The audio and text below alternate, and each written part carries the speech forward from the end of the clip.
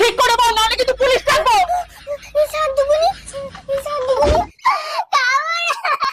খাবি, নাহলে কিন্তু পুলিশ ডাকবো। প্রতিদিন তোর বাহানা, তাই না? চল। আরে চলো, ওদেরকে ছেড়ে দিয়ে মার্কেট যেতে হবে তো।